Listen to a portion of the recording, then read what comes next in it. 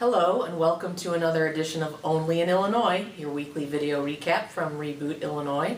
Madeline Dubeck here with Matt Dietrich, and this week we had a ruling from an appellate court about Bruce Rauner's effort and lots of citizens in the state to try to get a term limits question on the November ballot.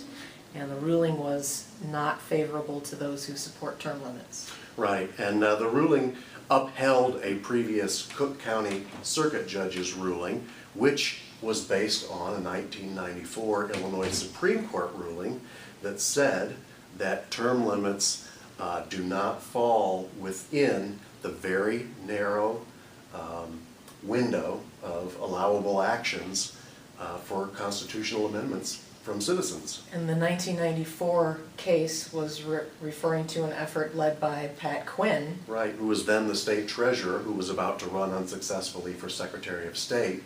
But he was the treasurer at the time, and he spearheaded a citizen initiative, gathered hundreds of thousands of signatures to impose 8-year term limits on Illinois lawmakers. Quinn dubbed it the 8 is enough campaign. Correct. All right, so you know, lots of other states and various levels of government have term limits. Right. What is the problem in Illinois if you're a supporter of term limits? Well, the problem in Illinois is that term limits have to be imposed as a constitutional amendment. Now, the way the Illinois Constitution, which was ratified in 1970, is written is that citizens who want to change the Constitution on their own can only change very, very thin slice of the Constitution. A citizen-led constitutional amendment can only change the structure and procedure of the legislature.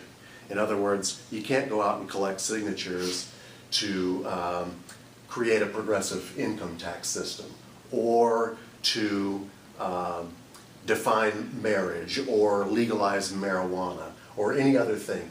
The only thing that you can do as a citizen is gather enough signatures equal to 8% of the previous turnout in a gubernatorial election, is gather signatures to change some aspect of the structure and procedure of the legislature. Okay. It seems like term limits deals with the structure and procedure of the legislature, since it's...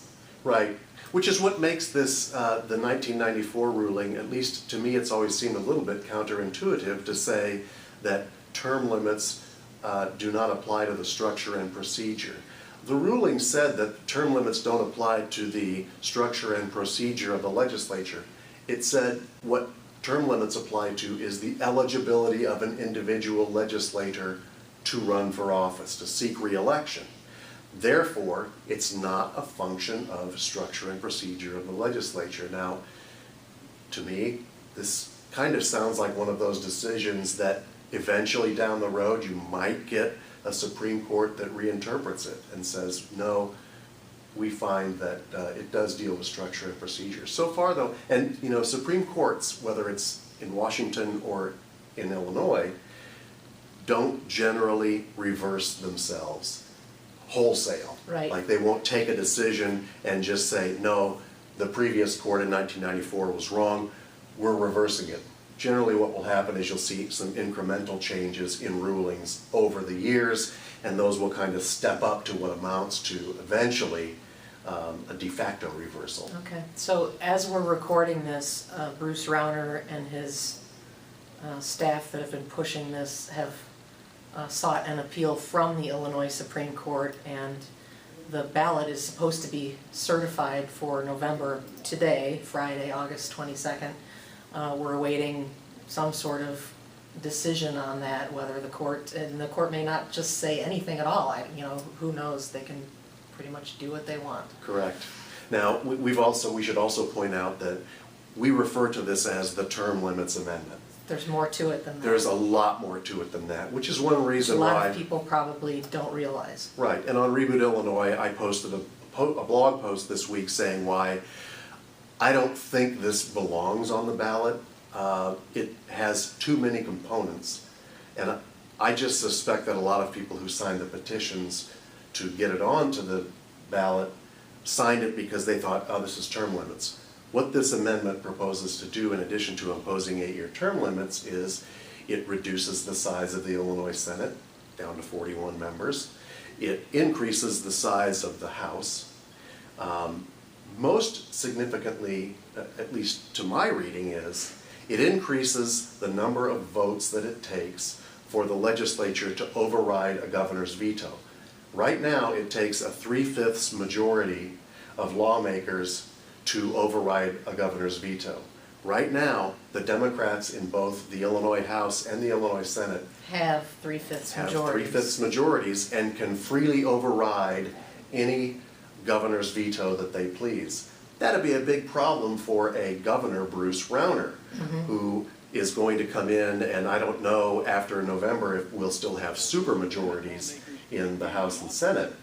But we probably will have But we'll have majorities. Democratic majorities. And what the amendment would have done is increase it to 2/3.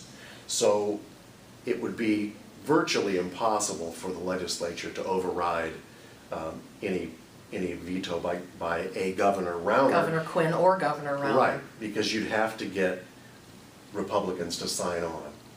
So, you know, I don't think that this is, I just don't think this is the constitutional amendment for term limits.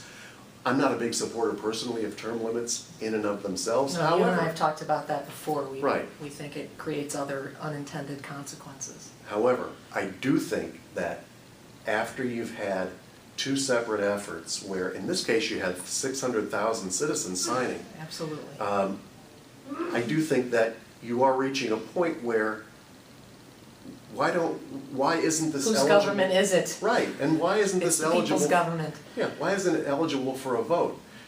And so this, of course, is the second one of these sort of people's initiatives that has not made it to the ballot or doesn't seem to be making it to the ballot. And another, you know, several 100,000 people also signed the redistricting reform amendment to try to get that on the ballot, and the group behind that ended up having to pull the plug. So I'm sure this is a pretty frustrating experience for several 100,000 voters in Illinois.